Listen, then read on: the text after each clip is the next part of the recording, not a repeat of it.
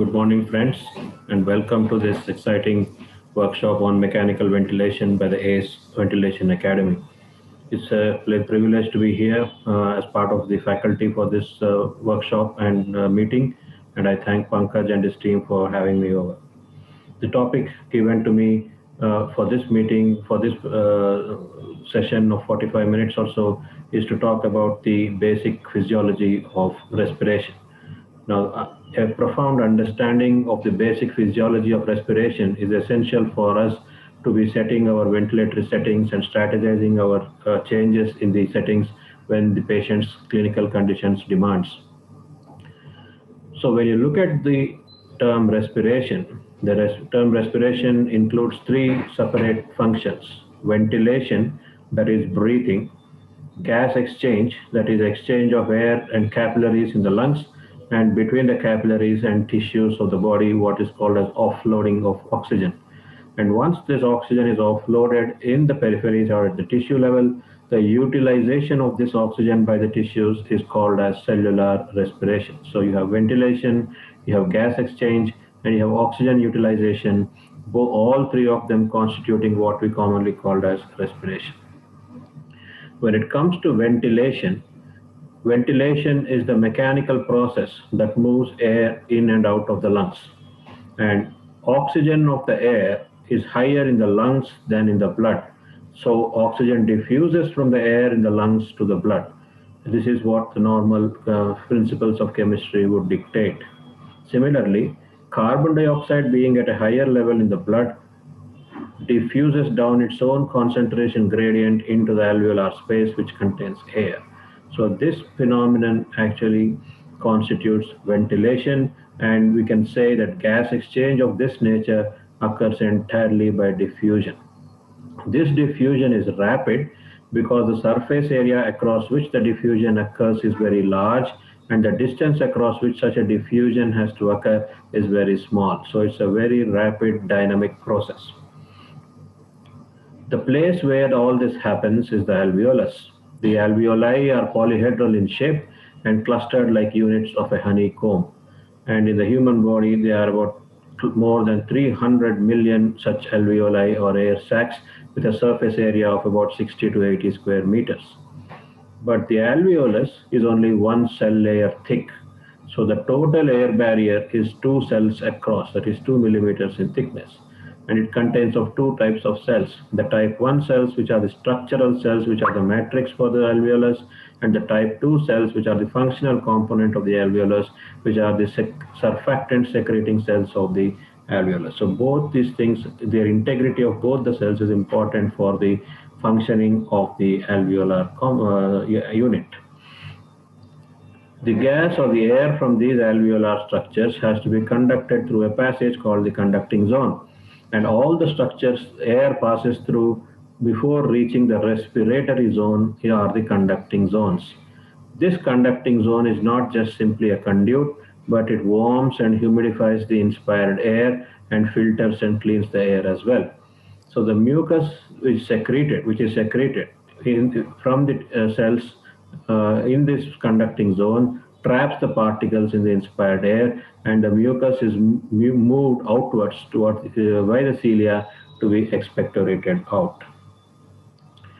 So this air that has come from outside through the conducting zone then enters the respiratory zone.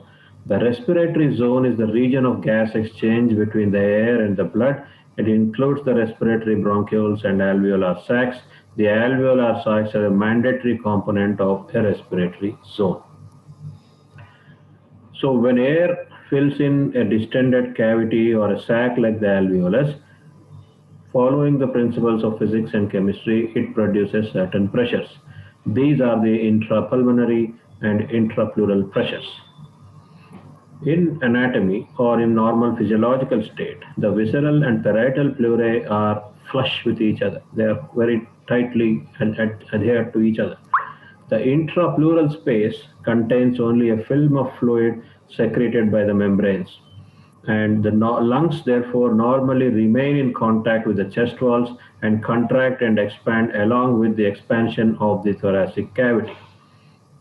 The pressure within the alveoli that is just generated by the air that is entering the alveoli is the intraalveolar pressure, or in toto the intrapulmonary pressure, whereas the intrapleural pressure is the pressure in the intrapleural space, and is usually a negative pressure due to the lack of air in this particular potential space. So the intrapleural pressure is usually a negative pressure in physiology.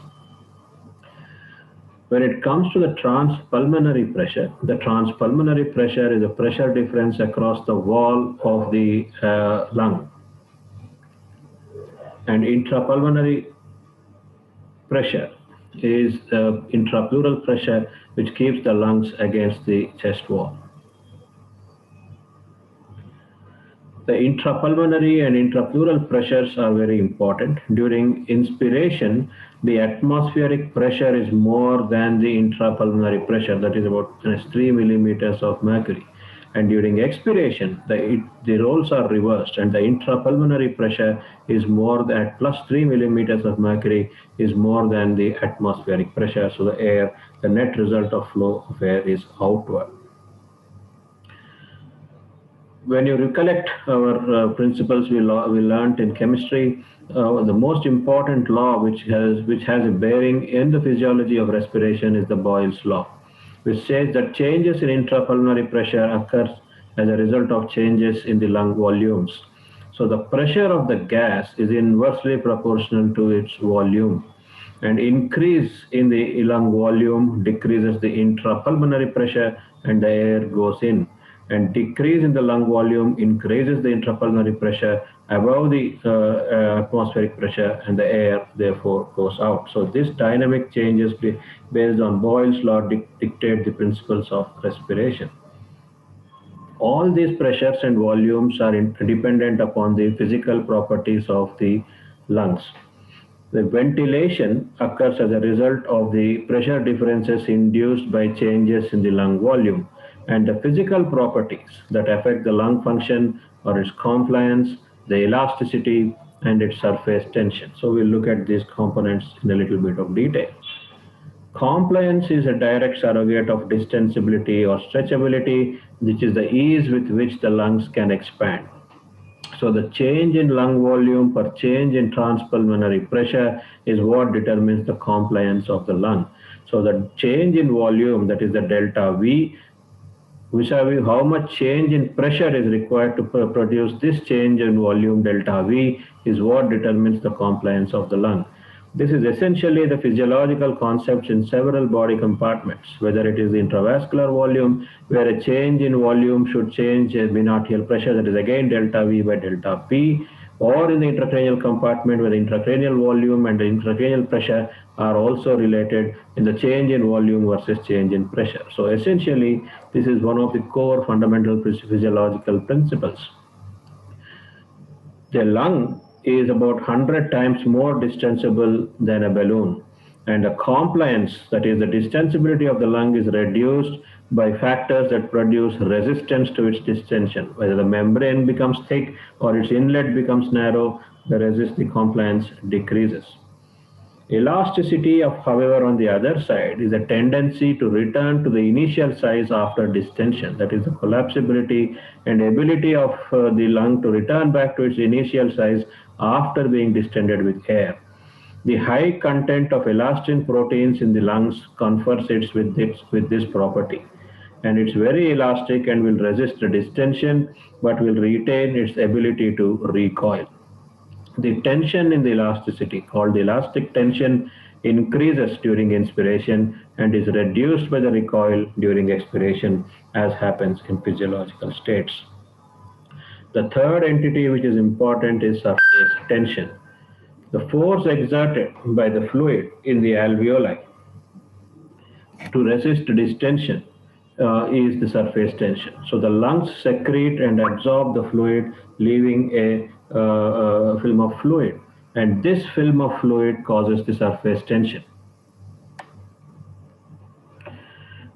The fluid absorption is driven osmotically by sodium active transport, And the fluid secretion is driven by the active transport of chloride out of the alveolar epithelial cells.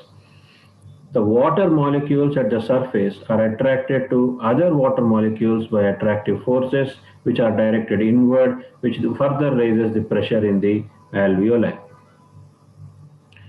So the surface tension follows the law of Laplace.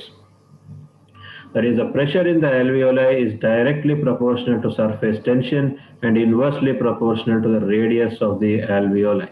So the pressure in the smaller alveolus would be greater than in the larger alveoli, and if the surface tension were the same in both, this pressure becomes a directly linked phenomena. So if you look at the inversely proportional to the radius of an alveoli, you can imagine if the radius of an alveoli decreases by half, what proportion will the surface tension rise to? And that's what happens when the alveoli collapse and decrease in size. Other important entity that is useful in understanding the physiology of ventilation are the time constants.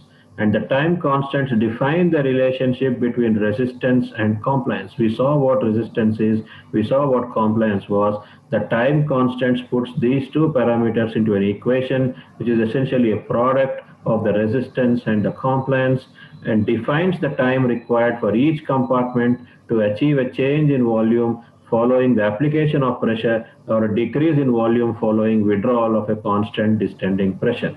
And it also, the time constants will also describe the time required for the pressure within the alveoli to equilibrate. So if you look at the time constants, when there is an expiratory volume and pressure and the inspiratory volume and pressure, there's a constant area of intersection, and you can see that they are equally matched at the end of the day to maintain the resting lung volume.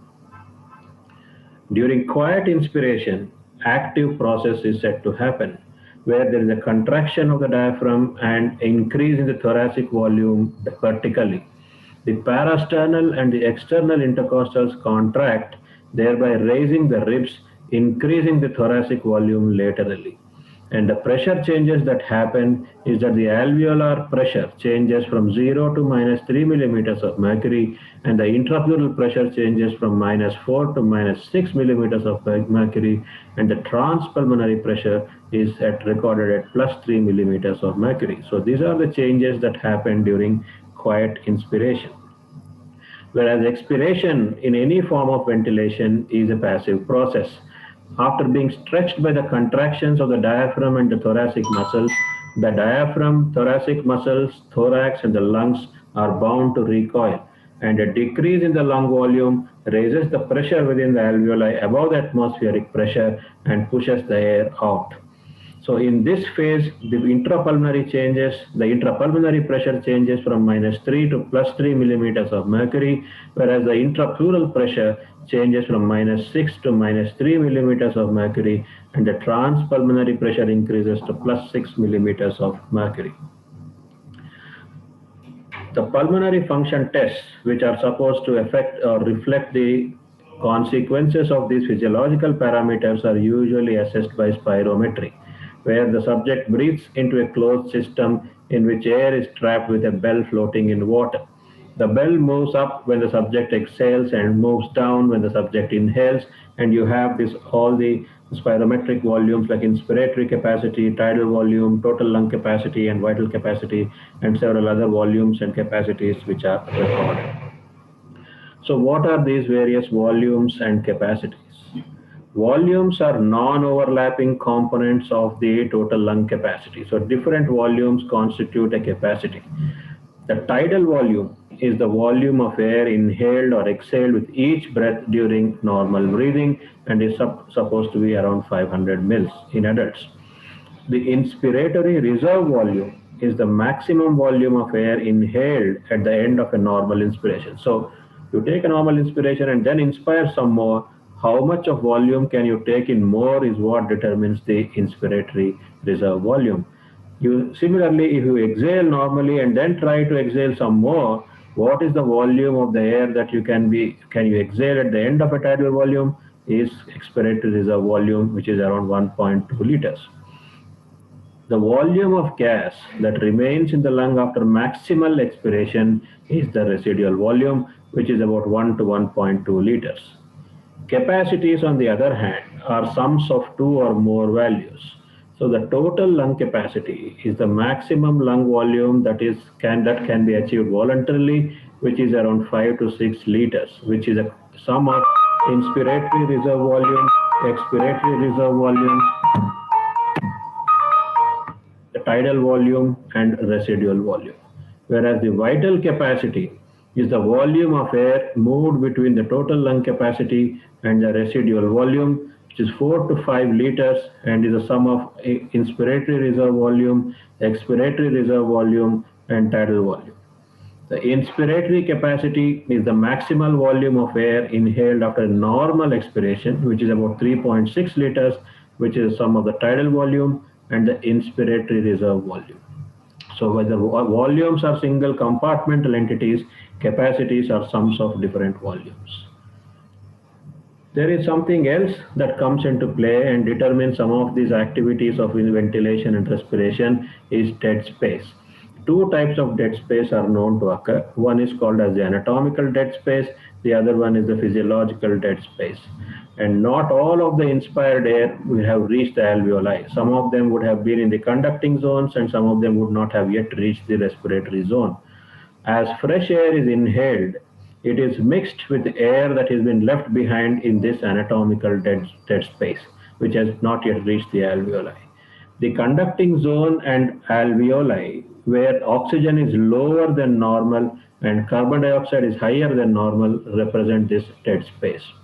So the alveolar ventilation is a product of the frequency and the difference between the tidal volume and the dead space. So you have the tidal volume and the frequency, and you know what the alveolar ventilation is, you can actually predict what the dead space is. So once we understood this, we can now take a look at how gas exchange happens in the lungs. The total pressure of gas mixture is represented by the Dalton's law, which is equal to the sum of the pressures that each gas in the mixture would exert independently. So if you have oxygen, you have carbon dioxide, you have nitrogen, each of these gases would have distended a pressure independently. The sum of the pressures that is distended is the sum of all these gases present together. Whereas partial pressure is the pressure that a particular gas can exert independently. So at atmospheric pressure, this is equal to the pressure of nitrogen, oxygen, carbon dioxide, and water, which sums up to 760 millimeters of mercury. Where the oxygen is humidified at 105, water contributes to partial pressure at 47 millimeters of mercury, and at the sea level, the oxygen is 150 millimeters of mercury, and the CO2 is 40 millimeters of mercury. So if you look at the partial pressures of gases in the inspired air and the alveolar air, in inspired air the humidity is variable, but in the alveolar air it is about 47 millimeters of mercury. Whereas oxygen has a concentration of 159 partial pressure of 159 millimeters of mercury in the inspired air and about 105 millimeters of mercury in the alveolar air. Whereas carbon dioxide shows a several fold rise at 0.3 millimeters of mercury in the inspired air, but 40 millimeters of mercury in the alveolar air. But the sum total of 760 millimeters of mercury is retained as a constant. So what happens to these partial pressures in the blood? When a liquid or gas, that is in the blood and alveolar air, are at equilibrium, the amount of gas that is dissolved in fluid reaches a maximum value, and this is dependent upon or determined by the Henry's law, which is depending upon the solubility of the gas in the fluid, the temperature of the fluid, and partial pressure of the gas. The gas dissolved in a fluid depends directly on its partial pressure in the gas mixture. The other entity, once we have got the air, the circulation, the gas constants equal, we now have to understand what happens at the circulation level, which gets the oxygen into the system. So this is what is determined by the pulmonary circulation. The rate of blood flow through the pulmonary circulation is equal to the flow rate through the systemic circulation in health. and the driving pressure for this is about 10 millimeters of mercury. The pulmonary vascular bed is a very low resistance circuit. So the pulmonary vascular resistance is very low. It's a low pressure pathway that produces less net filtration than that what is produced in the systemic capillaries, and this is a physiological way of avoiding pulmonary edema. And this is auto-regulated just as we have auto-regulation in the cerebral circulation. Whereas where the pulmonary arterioles constrict when the alveolar oxygen decreases, this is the so-called hypoxemic vasoconstriction, which matches the ventilation perfusion ratio. So if you look at the ventilation perfusion ratios, functionally, alveoli at the apex have more air and less blood supply, which means they are overventilated with a ratio of 3.40, whereas the alveoli at the base have more blood supply and less airflow for a ventilation perfusion ratio of 0.63. So this will divide the lung zones based on the pressures into various zones and blood flow. In the zone 1, where air rises to the top, the alveolar pressure is more than the arterial pressure, and therefore there is no significant flow. In zone 2, the arterial pressure is probably a little more than the alveolar pressure, but the alveolar pressure is more than the the venous pressure. So the flow is determined by the difference between the alveolar pressure, the arterial pressure, and the alveolar pressure. In zone 3, the pulmonary alveolar pressure is the least, where therefore the flow in zone 3 is determined by the difference between the arteriolar and the venous pressures. And zone 4, the interstitial pressure comes into picture, and the alveolar pressure is the least. So the flow is determined by the difference between the arteriolar pressure and the interstitial pressure. So each zone has a different driving pressure for the flow, and the effects of PEEP and vasoconstriction and extraneous compressions have their influence on all these pressures. All these activities require some work, and that is the work of breathing. The work of breathing is the energy necessary to perform tidal ventilation over a set unit of time, and determined by the pressure volume characteristics, again driven by the compliance and resistance of the respiratory system. If the minute volume is constant, the compliance component of the work is increased when the tidal ventilation is large and the respiratory rate is slow. The resistance component will increase when the respiratory rate is fast and the tidal volume is decreased. So a rapid shallow respiration will increase the resistance work, whereas a deep, large tidal volume, slow respiratory rate will increase the compliance of the lung at constant lung minute volumes. So the work of breathing, the total work of breathing, which is again determined by pressure and volume, is defined by the sum of the resistive work, which you can see. This is the resistive work of inspiration plus the elastic work, which is again determined by this component, which is the recoiling back of the lungs. The total work of breathing is represented by this entire curve up to the point D, and it is increased either by an increase in the resistive properties of the respiratory system or by a decrease in the respiratory compliance. So if you look at the work of breathing in normal situation, the elastic work, the total work of breathing has a minimum value at approximately 15 breaths per minute under normal circumstances. But if the elastic resistance is increased for the same minute volume, minimum work is performed at a higher respiratory rate with stiff lungs. And this is what we see in ARDS patients. And when there is an increase in the airflow resistance for the same minute volume, the work can be reduced at a lower frequency when the airflow resistance is increased, and this is what we try to do when there is air trapping, in as you will see in the subsequent talks. This is all under the control of the brainstem respiratory centers, and the neurons in the reticular formation of the medulla form the rhythmicity center, which controls the automatic breathing and consists of interacting neurons that fire the inspiratory neurons or the expiratory neurons. The inspiratory neurons project to and stimulate the spinal motor neurons that innervate the respiratory muscles, And expiration is a passive process that occurs when the inspiratory neurons are inhibited, and there is a reciprocal control of this activity. The respiratory center in the pons influence the activities of the medullary rhythmicity center.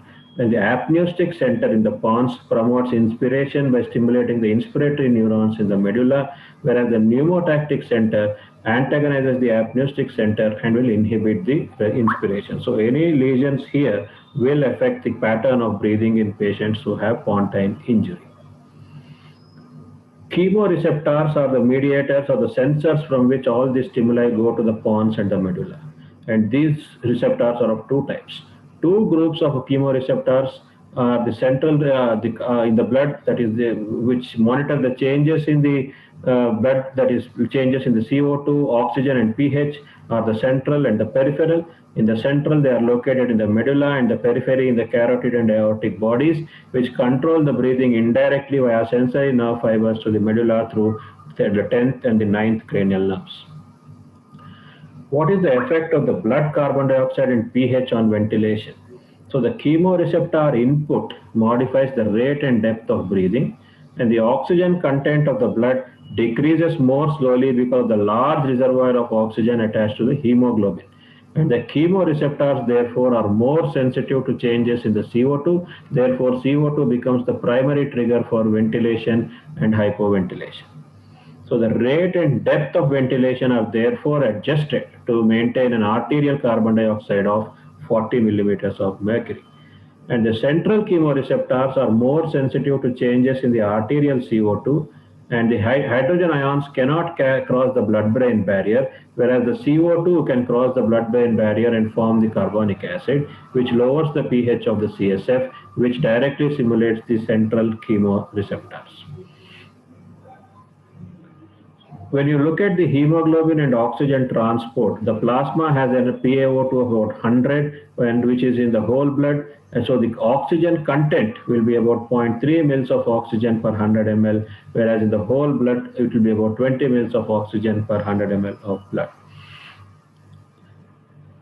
The oxygen hemoglobin dissociation curve is what determines the percentage oxyhemoglobin saturation at different values of PaO2, which reflects or represents the loading and unloading of oxygen. The steep portion of the sigmoidal curve shows small changes in PO2 produce large differences in the oxygen saturation up to a particular level.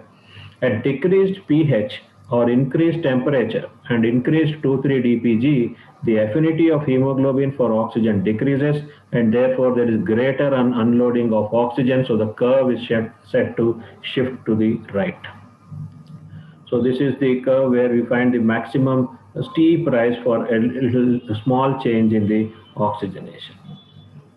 When it comes to carbon dioxide transport, the carbon dioxide is transported in the blood as bicarbonate of 70%, dissolved carbon dioxide at 10%, and carbaminohemoglobin of 20%.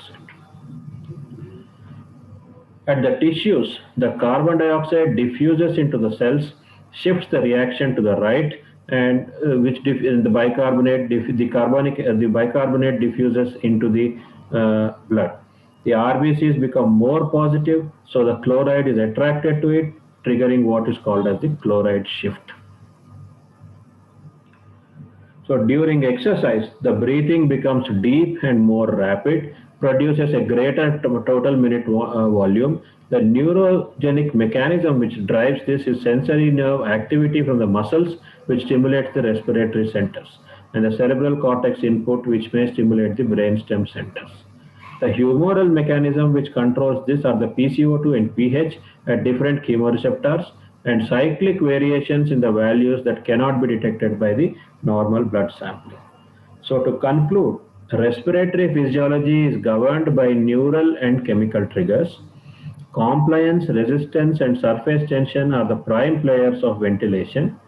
The work of breathing is an interplay between compliance and resistance, and ventilation and perfusion are heterogeneous across different lung zones. The gas exchange happens by diffusion, and the carbon dioxide transport is driven by the chloride shift. Thank you very much. Have a good day and enjoy the rest of your workshop.